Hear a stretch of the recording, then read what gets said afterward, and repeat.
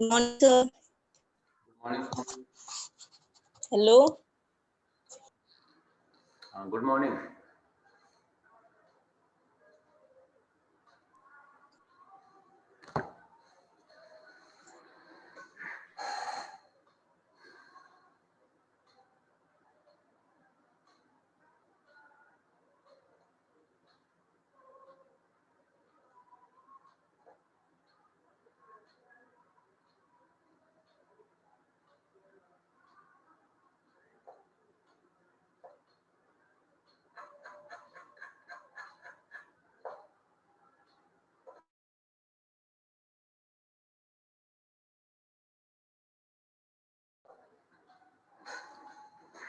कल देखा आपने सोनम जो ई-टॉप बना के मैंने भेजा था?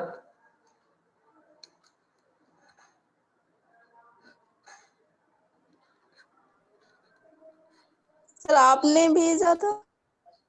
अच्छा ये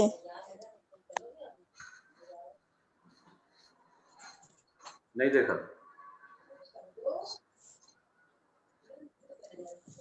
सर आपने सेंड किया था क्या? क्या किया था? नहीं मिला। ग्रुप में भेजा है।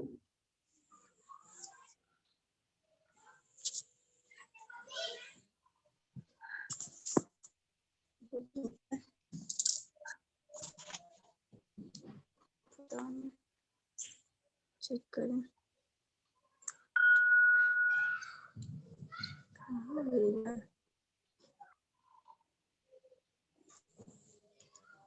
सर आपने भेजा कहाँ है?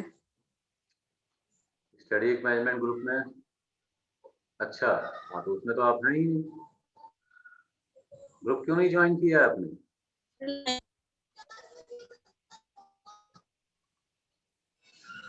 सर ज्वाइन किया है पर आपने भेजा नहीं है ग्रुप में। बेटा छोड़िए, मैंने स्क्रीनशॉट ले लिया है। आप छोड़िए मत, आपने स्ट्रेटेजिक मैनेजमेंट ग्रुप में ज्वाइन क्यों नहीं किया है, मैं ये पूछ रहा हूँ।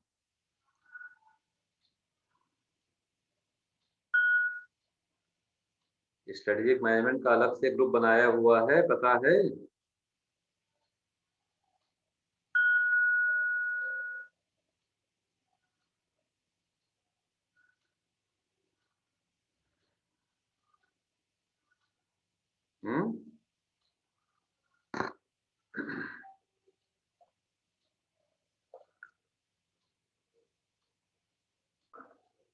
ये टॉप इम्पोर्टेंट टॉपिक है और उस पर क्वेश्चंस पूछे जाते हैं। दोनों तरह से या तीन तरह से एक्चुअली क्वेश्चन बन सकते हैं।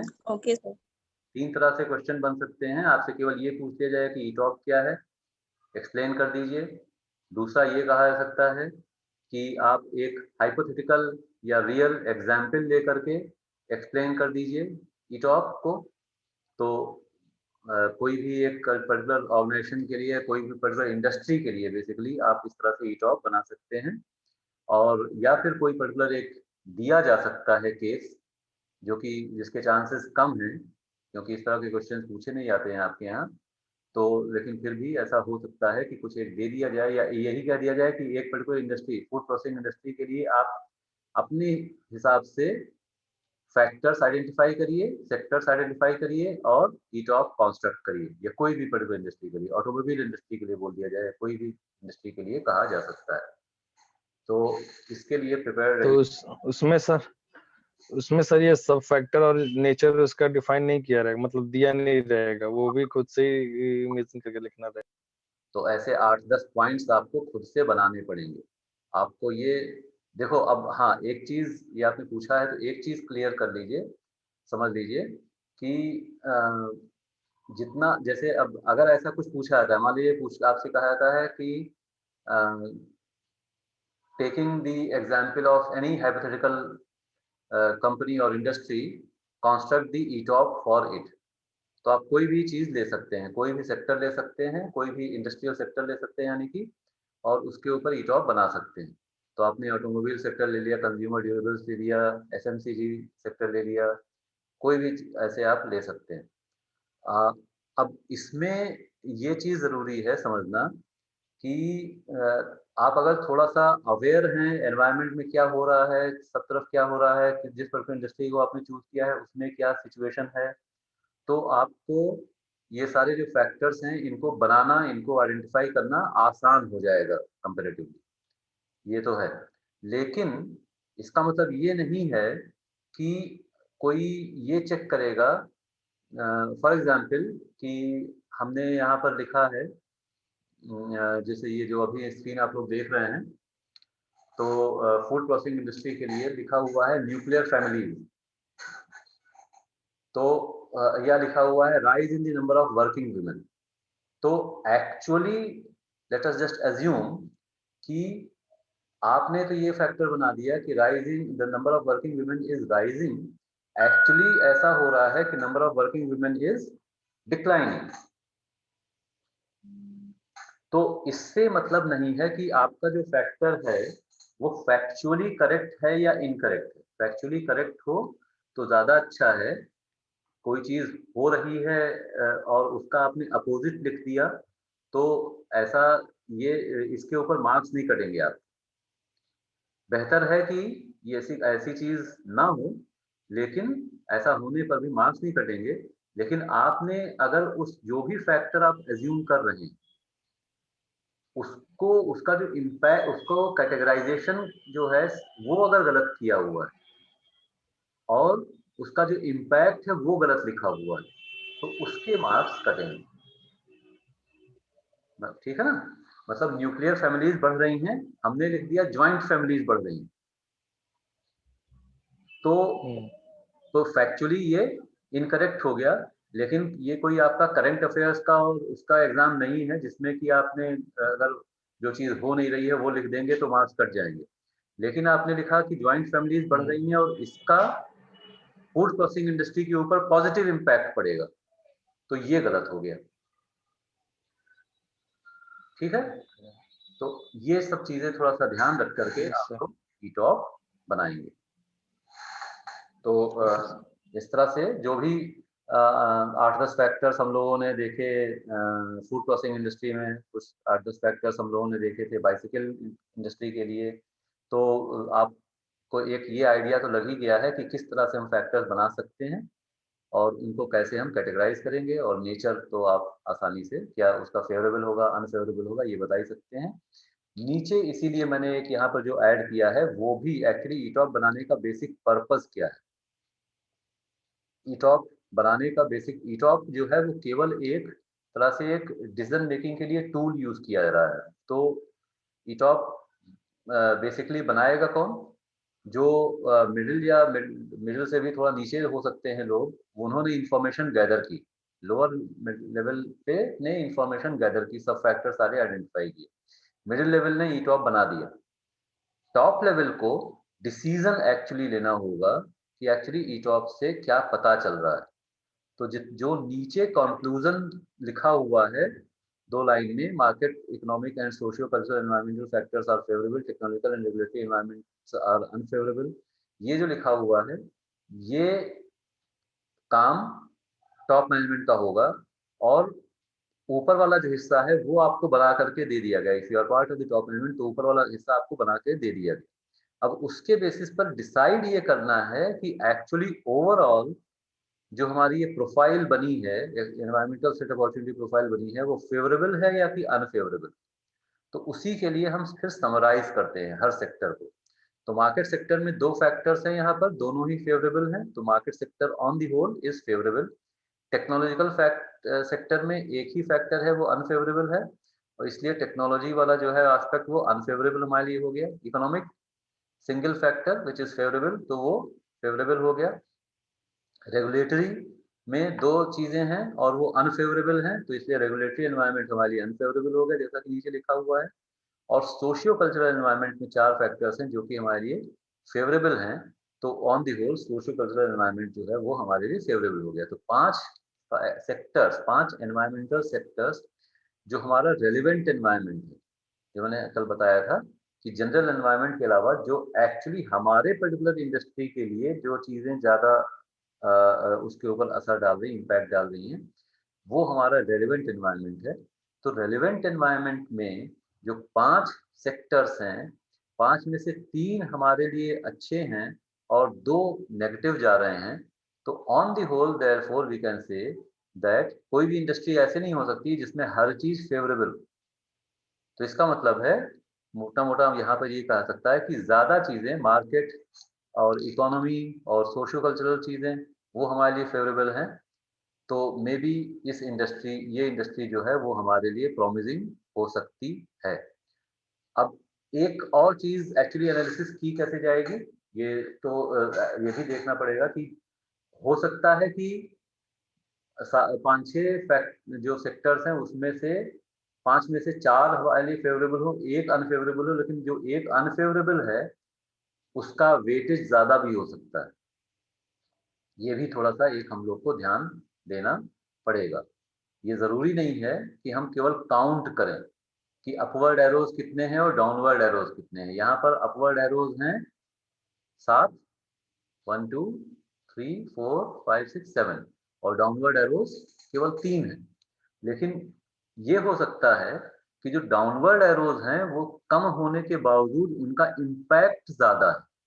तो ये भी एक चीज देखनी पड़ेगी कि जो हमारे लिए अनफेवरेबल एनवायरमेंटल सेक्टर्स हैं, ऐसा तो नहीं है कि वो इम्पोर्टेंट बहुत ज्यादा है। जैसे कि एक्चुअली इस केस में भी किसी को भी आप बहुत कम या ज्यादा ऐसा नहीं कह सकते हैं, लेकिन मे बी सारी चीजें फेवरेबल हों उसके बावजूद अगर रेगुलेटरी एनवायरनमेंट मतलब कि गवर्नमेंट की पॉलिसीज और गवर्नमेंट के लॉज रूल्स रेगुलेशंस वही हमारी इंडस्ट्री के लिए अगर फेवरेबल नहीं है तो फिर हम मे बी उस इंडस्ट्री में एंटर नहीं कर सकते हैं। इसका एक बहुत रेलिवेंट सा एग्जाम्पल हो सकता है उत्तर प्रदेश का कि पूरे देश में ऑल ओवर मतलब सारे इंडिया को ले लें, सारे स्टेट्स को ले लें तो सबसे ज्यादा पॉपुलेशन यूपी की है। सारे स्टेट्स में सबसे ज्यादा पॉपुलेशन यूपी की है या नहीं, या पता नहीं? क्या? Yes sir. हाईएस्ट पॉपुलेशन ज्यादा होने का हाँ, क्या बोलना हुआ, कुछ नहीं। सबसे बड़ा मार्केट भी यूपी है। इंडिया में जो सबसे बड़ा मार्केट है वो यूपी है। कोई भी product, yes sir, highest population होगा। हाईएस्ट पॉपुलेशन तो लार्जेस्ट मार्केट, तो कोई भी चीज हो सेकंड नंबर पे। Yes sir. हाँ क्या हो गया सोनम? तो कुछ नहीं सर, कह रहे हैं अपनी कंट्री में तो हाईएस्ट पॉपुलेशन है ही, सेकंड नंबर पे है। सेकंड कहाँ है, क्या फर्स्ट कौन है?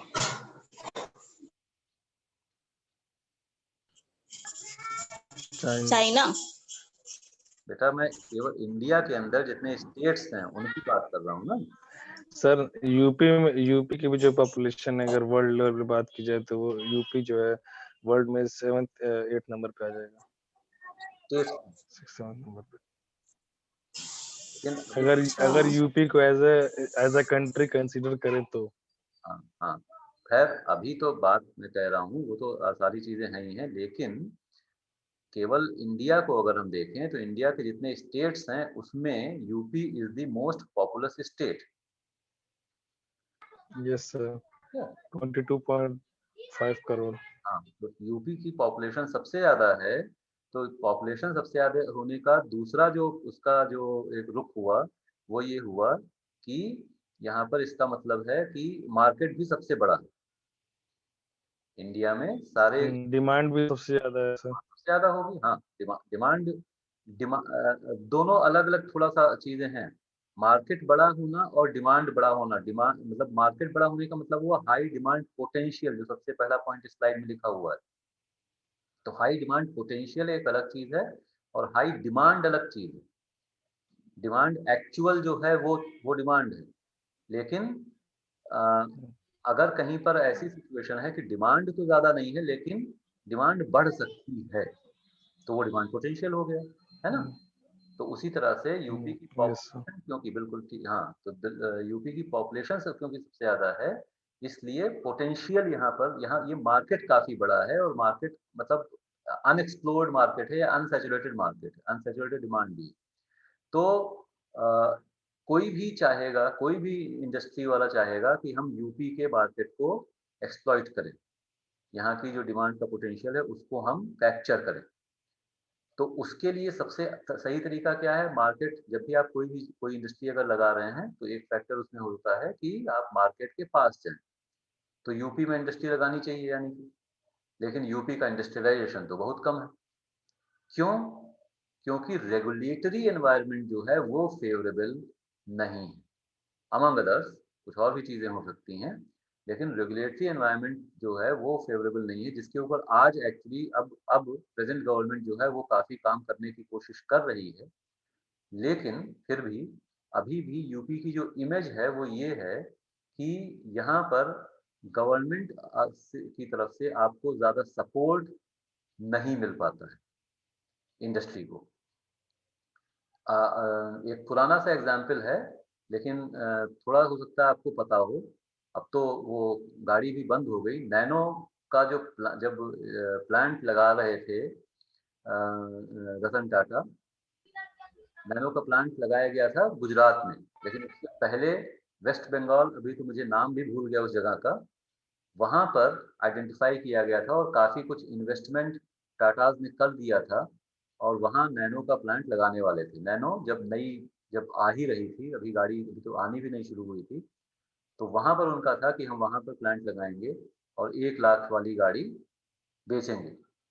और एक अ, बहुत ही मतलब प्रॉमिजिंग एक वो बिजनेस था उनके लिए भी, और कहीं पर भी जहाँ पर भी प्लांट लगाया जाएगा वहाँ पर भी उस स्टेट को, उस लोकेलिटी को भी फायदा मिलेगा।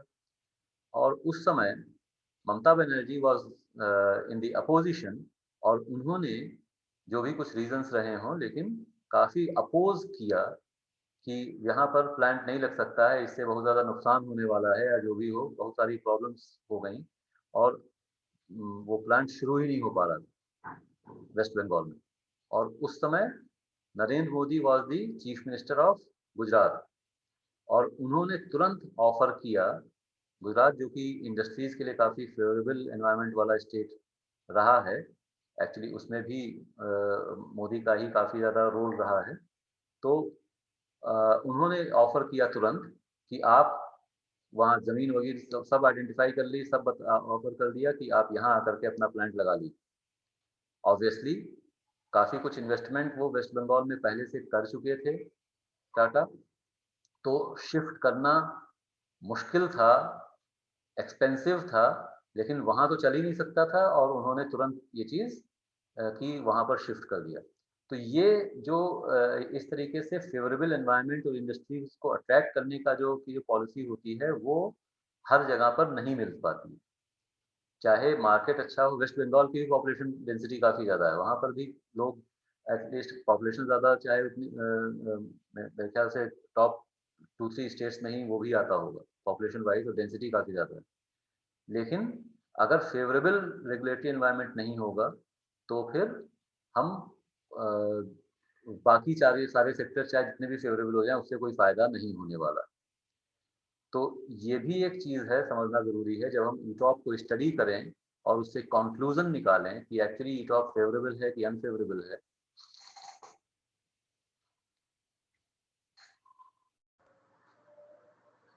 हम्म।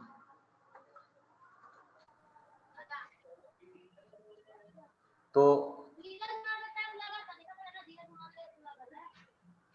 जब भी सर नेटवर्क कट गया था आपका। एक मिनट,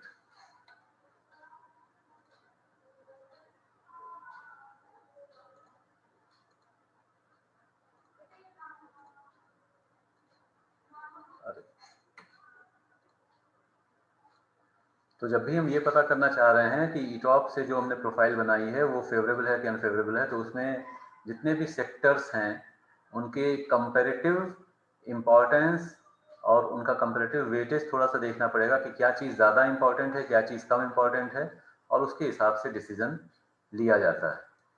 तो यहाँ पर ईटॉप के बारे में डिस्कशन ख़त्म करते हैं। एक तो इतना डिस्टर्बेंस होता रहा कि बहुत लंबा भी खिंच गया ये। Now we will be yes sir. थोड़ा सा इंट्रोड्यूस कर देते हैं और इससे आगे फिर बढ़ेंगे अगली क्लास में। तो बात हम लोग कर चुके हैं अबाउट इंडस्ट्री एनालिसिस। ठीक है, स्क्रीन विजिबल है? Yes sir. तो Yes, sir. एक्सटर्नल एनवायरनमेंट को स्टडी करने के लिए जो अलग अलग टूल्स हैं वो हम लोगों ने देखे। कौन कौन से टूल्स देखे, कुछ याद है? एक्सटर्नल एनवायरनमेंट को स्टडी करने के लिए हम लोगों ने ईटॉप तो अभी देखा ही, इसके अलावा जो टूल्स देखे वो थे, एक था बोल्टन्स मैट्रिक्स, यू रिमेम्बर और नॉट? तो एक यस सर। बोल्टन्स मैट्रिक्स देखी थी और एक क्वेस्ट देखा था, quick environmental scanning technique. Boltons matrix में एक यस डायमेंशनल मैट्रिक्स थी, ऑब्वियसली मैट्रिक्स होगी तो 2 डायमेंशन ही होंगे। एक बार उसको थोड़ा सा और देख लें, क्या था उसमें, अगर आपको याद हो, बोल्टन्स मैट्रिक्स में 2 डायमेंशन थे। एक डायमेंशन था कि जो भी एनवायरनमेंट में कोई भी चीज, कोई भी एक फैक्टर लें तो उसके होने की प्रोबेबिलिटी क्या होगी, उसके होने की प्रोबेबिलिटी क्या होगी। हम अगर ये कहें कि अगर कोई भी डिसीजन हम लेते हैं, इंडिविजुअल लेवल पर भी देख लीजिए, तो कोई भी डिसीजन लेते हैं तो किस बेसिस पे डिसीजन लिया जाता है। मान लीजिए ये कहा जाए कि अगर लखनऊ में बहुत तगड़ा भूकंप आ जाए तो काफी कुछ मतलब डिस्ट्रक्शन हो सकता है। तो अगर हम मकान बनवाने जा रहे हैं, सपोज हम लोग अपना मकान बनवाने जा रहे हैं, तो हम ये जानना चाहते हैं, हम ये करना चाहते हैं, किसी ने बता दिया कि भाई ऐसा है, ऐसा बनवाइएगा, कुछ मजबूत बढ़िया बनवाइएगा। आजकल अर्थक्वेक रेजिस्टेंट बिल्डिंग्स काफ़ी बनाई जा रही हैं, तो अर्थक्वेक रेजिस्टेंट बिल्डिंग होनी चाहिए कि अर्थक्वेक भी आ जाए तो कोई दिक्कत ना हो। तो हमें अब ये देखना है 2 चीज़ कि अगर अर्थक्वेक आ गया, एक तगड़ा अर्थक्वेक लखनऊ में आ गया, तो उसका इम्पैक्ट क्या होगा। उसका इम्पैक्ट बहुत ही, आवाज नहीं आ रही। बेटा आवाज कहाँ से, नेट ही चला गया था। चलो अब फिर अगले क्लास में करेंगे, ठीक है? टाइम भी हो रहा है तो आपका डिस्कनेक्ट, ओके नेक्स्ट क्लास में हम लोग कंटिन्यू करेंगे। Okay sir, okay. Thank you.